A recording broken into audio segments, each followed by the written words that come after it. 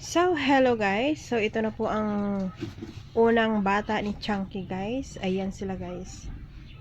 Unang bata nila. Sa ngayon, ang ano ko sa inyo guys, yung nagtatai sila guys. Ayun siya, nagtaiyan siya guys. Si Moon. Dati pa, yung vlog ko na malapit na siyang mapatay guys. Kasi nagtatai siya nung bata pa lang siya guys. So,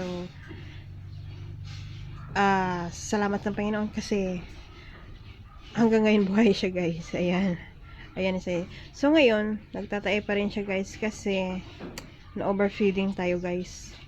So nasobrahan sila ng pakain. Ayan.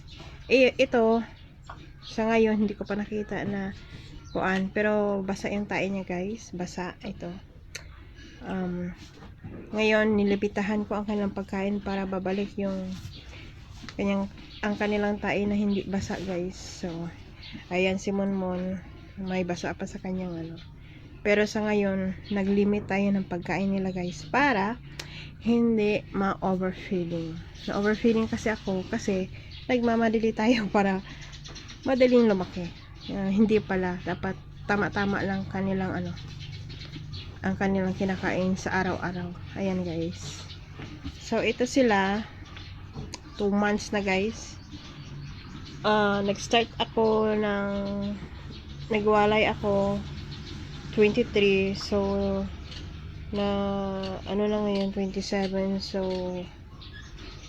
2 months na sila guys. Pero sa pag-change ko ng starter guys, hindi ko alam kung saan ba tayo mag-start ng feeding or saan ba mag-start ng ilang buwan. So, nag-start ako sa feeding guys ng starter is 8. Nag-change ako ng grower is ano ba yun? Nakalimutan ko. Basta sa starter, mag-2 buwan sila ngayong sa starter na 1 buwan, magka-grower, 1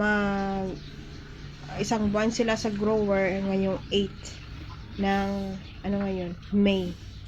Ngayong June 8, mag-2 buwan na sila guys sa grower. Ayan guys.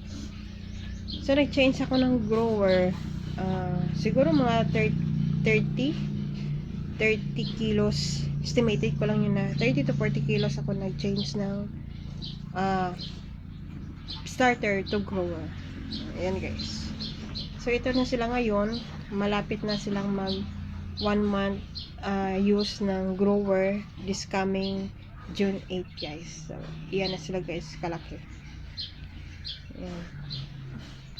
Ganun pa rin, mix pa rin, grower with mix ng mga pakamais guys. So ayan sila. Ayan. Tapos pinapakain ko sila ng mga tangkong, mga mga daon-daon dyan guys. Ayan. So ito lang muna ang aking vlog sa kanila.